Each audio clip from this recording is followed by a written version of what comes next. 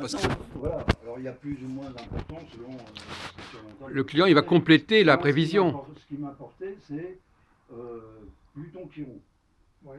Pourquoi? Parce que Chiron, c'est un élément qui pèse sur une dynamique. Je prends toujours l'exemple de Gaulle. De Gaulle, il avait.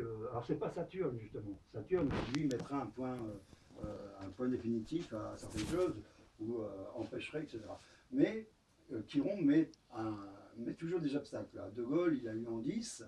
Ça n'a pas empêché d'être l'homme illustre qu'il était, mais au prix de 5 attentats, 2 condamnations à mort, un exil, une révolution manquée, etc.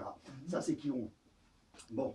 Et moi, et Chiron, lui, il déménage, tu peux le bousculer à partir du moment où il va recevoir un aspect extérieur.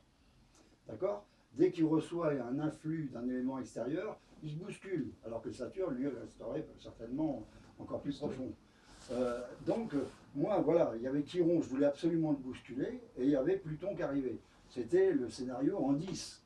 Donc, c'était le scénario pour réaliser les choses. D'accord? Donc voilà, je me suis mis à réfléchir. Alors, j'aurais pu réfléchir peut-être sur dans que peut représenter, etc., etc. Mais moi, pour moi, c'est pas important. L'essentiel, c'est de savoir que quelque chose de fort va arriver, qui va bousculer tout ce qui est obstacle en termes social. Et puis voilà, c'était ça. Alors voilà, ça c'est le projet. Ça c'est.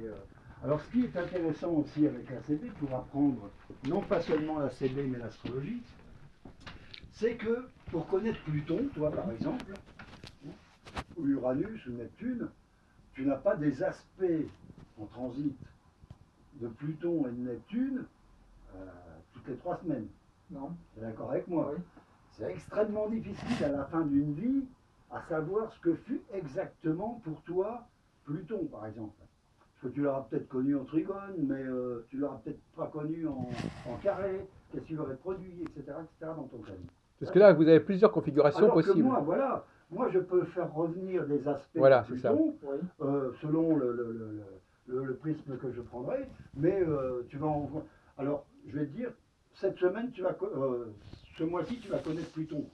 Et je vais te citer tous les jours ou toutes les heures même dans lesquelles Pluton sera impliqué. Alors, De même que par exemple, Pluton, on peut le voir dans les 12 maisons. Même si on ne peut pas le voir dans les 12 signes, on peut le voir dans les 12 maisons. Même en aspect avec d'autres. Un coup, il va être en opposition de la Lune, un coup, il va être à 120 degrés de la Lune, et en très peu de temps. Oui. Selon mais c'est pas, ça n'apporte pas de la confusion d'avoir tous ces aspects. Ah non. Et une fois que tu auras rencontré Pluton, le jour attendu, l'heure attendue, 2 fois, 3 fois, 4 fois, 5 fois, tu connaîtras Pluton par cœur. C'est de la micro-astrologie. Oui. Ah ça, tu connaîtras. Et tous les éléments pareils. Et ça, c'est une richesse incroyable parce que tu vas le vivre en toi et au jour attendu. Donc, tu vas y faire attention. Donc, si je comprends bien, Roger, ce que vous voulez dire, c'est que par exemple, en 10 ans, on peut avoir, je sais pas, 3-4 transits majeurs de Pluton. Même plus que ça. Mais dans votre ACB. ACB, en fait, en 10 ans, on rencontre Pluton. C'est même pas de l'ordre de 10 ans. Non. C'est selon le prisme. Si je prends un prisme TSG, c'est-à-dire pour une heure précise, allez, on va dire en une semaine, je t'ai donné, allez, 7-8 dates où Pluton va être concerné. C'est comme, excusez-moi, c'est comme pour les maisons. Pluton, tous les jours, vous avez Pluton dans une certaine maison, etc. Donc vous pouvez mettre n'importe quelle planète. Le problème des maisons, c'est qu'on ne tient pas compte de la vitesse de la planète. Donc effectivement, vous avez Pluton, Uranus, Mercure, tous les jours dans les 12 maisons. Et ça, c'est pour tous les éléments de la même chose, et c'est autrement plus... là au moins on voit ce que c'est. Les gens qui vont mal, ils viennent me voir par exemple, voilà, j'ai un problème d'angoisse ou machin, ou ces jours-là, je ne sais pas pourquoi je m'engueule tout le temps avec mon mec, ou etc. D'abord on voit la situation du jour. Qu'est-ce qui a provoqué ça? Si on connaît l'heure, on va jusqu'à l'heure. Qu'est-ce qui a provoqué ça? On extrait les éléments qui ont été à ce moment-là. Et on va rechercher dans 5 jours, dans 6 jours, dans 8 jours, on va rechercher une même configuration, où il y aura les mêmes éléments. Et on va voir, on va dire, on va voir. Et là, on avance aussi en connaissance de cause, parce que bien souvent, on retrouve des mêmes conditions. Effectivement, et là, on peut extraire celui qui a été responsable de ces choses-là. Alors, qu'est-ce qu'on peut faire ensuite? On ne peut rien y changer. C'est pas avec nos petits bras musclés qu'on va pousser les éléments de telle sorte. Mais ce qu'on peut faire, c'est, comme on a toujours fait, nous adapter. C'est-à-dire, je sais que dans 3 jours, il y a cette configuration-là qui sera là, cette structure-là qui va m'obliger, etc., par tout un jeu psychique, psychologique, ce que tu veux, qu'est-ce que je peux faire pour prévenir la chose? Et là, ça devient utile. Mais c'est pas un petit peu prise de tête de se dire, bah, dans 5 jours, j'aurai cette configuration à Non. nouveau, Je trouve plus prise de tête, je trouve plus prise de tête que de plonger chaque fois et de se vautrer chaque fois dans les mêmes situations alors qu'on n'en sait rien. Voilà. Alors ce jour-là, ben voilà, un coup de bambou et puis je m'engueule, machin. Non, il vaut mieux connaître. Le savoir libère. Les lumières, c'est ça. C'est la connaissance, savoir. Savoir. À partir du moment où on sait, hein, on a déjà hein, quelqu'un qui sait en vaut deux. Un homme averti en vaut deux. Voilà. Et donc c'est hyper important. L'utilité de l'astrologie, elle est là, à nous faire être deux à la place d'un. Et en plus de ça, ce qui est hyper intéressant, c'est que une personne qui a souffert ou qui est chaque fois dans cette agressivité, etc., par rapport à son conjoint, dans la même configuration, ce qui est hyper important, c'est qu'elle attend une mécanique. Et donc là, il y a tout un jeu de culpabilité, etc., etc., etc., qui se vire. Pourquoi? Parce qu'elle attend un acte mécanique. Oui. Il n'entre plus en jeu son âme. Non, c'est une mécanique. Et ça libère d'une manière totalement... Alors comment ça se passe quand on vit avec deux personnes? Alors l'autre personne, elle a aussi son propre système. Bien sûr. Alors comment ça se passe, les deux personnes qui ont chacune Au moins, leur processus? ensuite, moi je ne peux pas faire de miracle, mais au moins, si elles se sont responsables, elles, de ces crises, au moins, voilà, lui faire connaître les éléments qui feront que. Et non pas seulement les éléments qui ont fait que, mais les éléments qui feront que aussi. Donc là, il y a et ça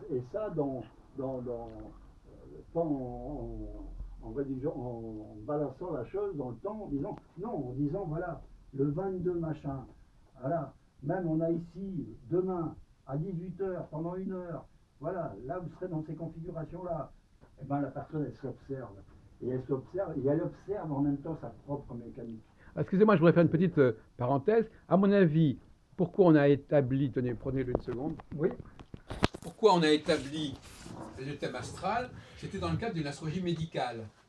C'est qu'effectivement, quand est-ce qu'une personne devient un cas particulier? C'est quand elle est malade. Tant qu'on n'est pas malade, on est comme tout le monde. Donc effectivement, le thème a été construit pour les cas où la personne a un dérèglement psychique ou physique. C'est comme ça qu'elle est née. Il y avait une astrologie normale, qui était globale et collective. Et puis, pour les gens qui avaient des problèmes, qui étaient malades, dont le corps était malade, dont le psychisme était malade, on a inventé le thème astral. Donc le thème astral a été inventé uniquement au départ pour les gens qui avaient un dysfonctionnement psychique ou physique. Et aujourd'hui, on l'utilise pour tout le monde. On dit que tout le monde a droit à un thème astral. Mais à mon avis, c'était avant tout, au départ, pour les gens qui étaient malades. Et en plus, comme à l'époque, il y a 2000 ou 3000 ans, la médecine ne pouvait pas ouvrir le corps, enfin, on ne connaissait pas bien l'intérieur du corps, il fallait utiliser l'astrologie pour deviner le problème de la personne, en fin de compte. C'est un moment, c'est une période où on n'arrivait pas à appréhender le psychisme et le corps physique correctement de la personne, et donc l'astrologie avait un rôle pour appréhender ce qui était inconnu. Mais à partir du moment où on a pu accéder avec les progrès de la médecine et les progrès de la psychologie, et bien à ce moment-là, l'astrologie n'avait plus raison d'être, c'était une raison du déclin de l'astrologie. Mais je crois que mon dernier ouvrage, un jour, sera une ACB médicale. Mais vous retrouveriez les sources, parce qu'à mon avis, tout ce que vous dites, en fin de compte, ce sont les personnes qui sont en dérèglement qui ont besoin d'une approche individuelle. Tant qu'on n'est pas en dérèglement, on n'est pas un individu, on est un cas normal, un cas habituel. Un des cas où j'ai été le plus bouleversé par les résultats en ACB, J'en ai eu des cas de mort, etc., à date donnée, etc. Mais là où j'ai été, j'avais une étudiante qui s'appelait Ludvika Oui. Ah oui. Rouet, et elle était super. Oui. Et elle avait une fille qui, à son accouchement, était devenue mince, le sang, cancer du sang, Une leucémie ou... une leucémie. Le signe carrément, oui. Voilà. Donc, elle avait régulièrement des transfusions, etc., etc. Et on suivait ça avec sa mère, avec Marika, enfin Ludvika. On suivait ça. Et le jour même, des mois après, hein, chaque fois. Alors, ce qu'on essayait de voir, c'est si une perfusion allait être efficace, plus Oui. efficace pour elle dans l'immédiat. Et un jour, Saturne est sorti de 12 le jour même. Pendant 4 ans, elle a allé mieux. Oui. Pendant 4 ans. Oui. Et le jour même où Saturne elle a est eu une sorti. rémission. Voilà, Et après bien. elle est morte d'un truc cardiaque. Ouais, ah. Mais 4 ans sans perfusion, sans Oui. transfusion, rien. Non, mais je crois qu'effectivement, là, on touche un sujet intéressant. Quand une société est malade, quand une personne est malade, il y a une certaine astrologie qui peut être utile. Voyez-vous. Et donc, il y a une astrologie pour quand une société a un cycle normal de fonctionnement, et c'est une astrologie cyclique qui n'est pas liée à la naissance. Et quand on a des cas spécifiques, il faut étudier la naissance. La naissance n'est intéressant. Moi, à mon avis, ce sont les médecins qui ont établi, les médecins astrologues qui ont établi le thème natal pour inspecter, pour prospecter l'individu, Pour avoir une sorte photo, de radiographie. Voilà, une photo, une radiographie. Mais elle devrait rester à ce stade-là. C'est-à-dire qu'en fin de compte, l'astrologie, la preuve. Non, mais on pourrait très bien. Pourquoi en rester là? À partir du moment où on a cette photographie-là, initiale, une structure enfin, à partir de là, pourquoi ne pas voir que cette structure peut aussi se transformer dans le temps, avec le temps? On peut être dans la même démarche d'une Oui, non, mais astrologie ça, médicale. c'est pas du tout un contradictoire. Je dis simplement que vous vous inscrivez dans l'histoire de l'astrologie du thème natal et vous explique que le thème natal, c'est ça d'abord. Ça ne s'empêche pas de faire des prévisions. Mais je veux dire que par exemple, aujourd'hui, même regardez sociologiquement, les gens qui regardent leur horoscope dans les journaux, ils savent très bien que quand on parle du bélier, ils ne sont pas les seuls à être béliers. Donc ils savent très bien que c'est une généralité. Donc il y a une astrologie du général, qui est l'astrologie des journaux, et une astrologie du particulier, qui est l'astrologie du thème natal. Mais l'astrologie du particulier, c'est avant tout l'astrologie des gens qui, parce qu'il y a quelque chose qui s'est mal passé, qui fonctionne mal, à ce moment-là, il faut s'arrêter sur leur cas particulier. 90% des gens sont des gens normaux, qui fonctionnent normalement. Et il y a 10% de gens qui ont des problèmes. Et on élabore des outils pour étudier ces gens qui ont des problèmes. Oui, mais on peut aussi les utiliser pour ceux qui n'ont pas de problème. Ah, mais voilà le débat. Qui veulent un mieux, qui veulent un plus, voilà. Non, parce que le mieux pour quelqu'un qui n'a pas de problème, c'est d'abord de bien comprendre, d'être bien conscient des cycles dans lesquels il vit. Regardez, c'est ça le mieux. En ce moment, on a un regard très critique. Il reste peu de stockage sur la... Oui, on va changer on a un regard très critique sur tout ce qui fera que l'homme va se surpasser grâce à la technique. Oui. D'accord? On peut maintenant avoir la même chose et se dire l'astrologie peut être aussi un outil pour celui qui veut être plus performant dans le temps. Mais être plus performant dans le temps, c'est la personne, par exemple, la personne normale qui a conscience du cycle dans lequel la société fonctionne, si elle connaît mieux ce cycle que les autres, elle a déjà un avantage. Ouais, Elle a déjà un avantage par le fait qu'elle connaît les règles du jeu. Bien sûr. Et les autres donc il y a 3 catégories. Il y a ceux qui sont normaux mais qui ne connaissent pas les règles du jeu, ceux qui sont normaux mais qui connaissent les règles du jeu, et ceux qui ont un problème et qui ont besoin d'une astrologie particulière qui est celle du thème natal. Je suis d'accord. Enfin, là, ça pourrait faire partie. Ouais, qu'est-ce qu'on. Voilà. Pour qui cet outil-là?